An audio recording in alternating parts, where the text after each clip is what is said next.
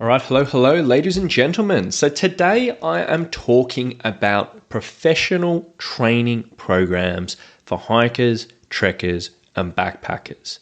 And specifically, I'm talking about a few things that I've seen recently, which I really don't think is worth your money. And I really don't think it's really giving hikers in a huge amount of value. So today I want to talk you through a few ideas that if you do see these things, you know what, maybe it might be a case for going and getting some other advice or some other help. So a little bit of background. I'll explain where I'm coming from here. Now, the other day I had a hiker reach out to me about preparing for a particular trip. Now, they've been doing preparation for a while. They've recently come across my stuff. They listened to some of the podcasts. They like what they heard. They're like, you know what, I want to have a chat with you. And as part of this chat, they sent me through this training program that they've been giving from a coach who specialized in this type of work. They weren't a no-name. They weren't someone who was fresh in the game, well-respected, been around for quite a while. And they provided this particular training program for this hiker. And specifically, he'd sent me through this strength program because he was like, look, I think I could be doing a little bit more. I like what you're talking about, and I want you to take a look and just see if there's some areas I might be able to improve on. So I looked through this program, and I was a bit unimpressed, in all honesty. There were a few things in there, or quite a number of things in there, that, in all honesty, I don't think it was really worth $1. And I didn't think it was a very good approach. And I didn't think it was really a very good way of going about things, particularly for hiking. So I want to read through a few bits and pieces that I saw from this so you can kind of have a bit of clarity. Now, it's not to say, very, very clear before I get into it, if you're doing these things, if you're in your local gym or the local personal trainer, whatever it may be, these are things you're doing, that it's wrong and that it's not going to help you in one way or another. You know, these things can help you. They can help you move forward and yada, yada, yada. But if you're seeing a specialist in the world of hiking, backpacking, mountaineering, someone who titles themselves as really, really having deep knowledge around training for these areas, and you're paying them money for it, it might not be the best thing in the world. If you're doing it in a local gym, local personal trainer, finding other things online, or you just enjoy this, absolutely fine. But if you are paying for a specialist program in the world of hiking, this isn't the best thing in the world.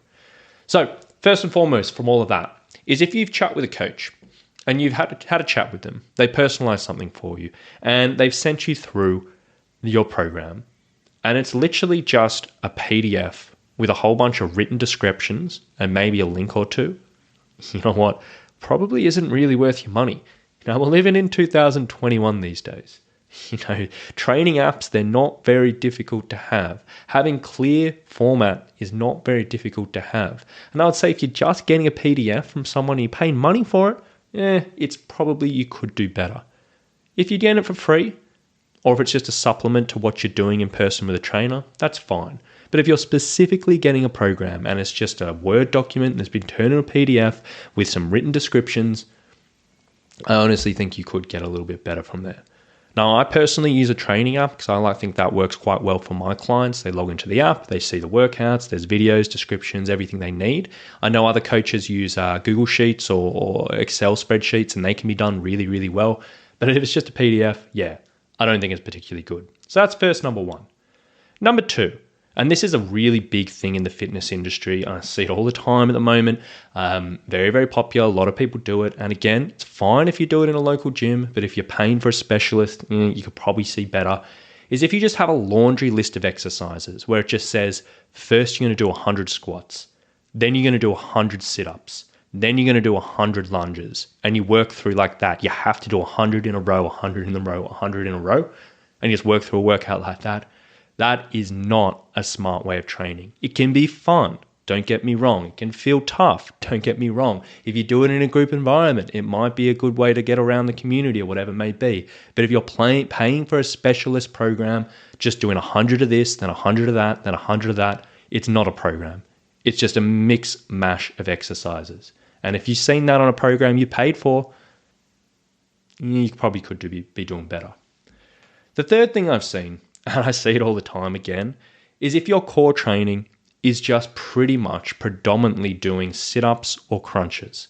Now, again, People enjoy sit-ups and crunches. They give a good burn through the abs. Lots of us have done it and yada, yada, yada. But as a specialist approach to training for hiking or mountaineering, nah. Very, very, very unlikely they put a lot of thought into this. I don't know why people program it still for hikers. There's much better ways of going about it. But if that's particularly the majority of your core training is sit-ups and crunches, you probably could be doing better. The next one is, and again, I see this all the time, and again, if you do this in your local gym, you do this with your local personal trainer, that's fine. If you enjoy this, that's fine. But if you're paying for a specialist program, it's not fine, is if your workouts change every single week. So week 1, you do a selection of exercises. Week 2, you do a completely random different selection of exercises. Week 3, you do a completely random selection of different exercises. That is not a program. That's just a bunch of random workouts thrown together. To get the best results from your strength training and your cardio training in general, the body needs a certain amount of consistency, meaning you don't want to spend every single session learning new exercises, figuring things out. You need to know what to expect to a certain degree so you can know the exercises, you can learn them once and master them after session, because we know it takes a long time to get yourself ready for an exercise and learn it properly. Anyone who's tried to learn a step down or a lunge or a squat, they know you didn't master it the first time, you didn't master it the second time, you didn't master it the third time. It's a constant learning process. And if you have to learn new exercises every single workout, you're leaving so much room for potential on the table. Obviously, that needs to be balanced with a certain amount of change to continually give new progression and new stimulus, and obviously not get bored, so you don't have to be doing the same thing for months and months in a row. But if you're changing every single week and you paid for this program, you could be doing better. And then finally, the last one I want to mention is if you've got a strength training program and you've got burpees in there, it's not a strength program. Burpees are not strength training in any way, shape or form. If you listen to the podcast for a while, you know I don't like burpees at all. They are very, very, very my most hated exercise.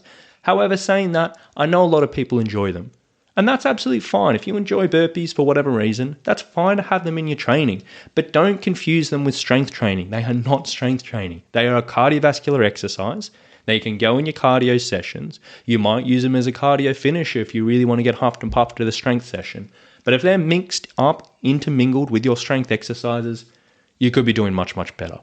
Again, if you're doing this in a local gym, you're doing classes, maybe you're just training with a local personal trainer, that's fine. But if you're paying for specialist knowledge, this is not specialist knowledge. It's as general as it gets. So that's all the points I wanted to raise today.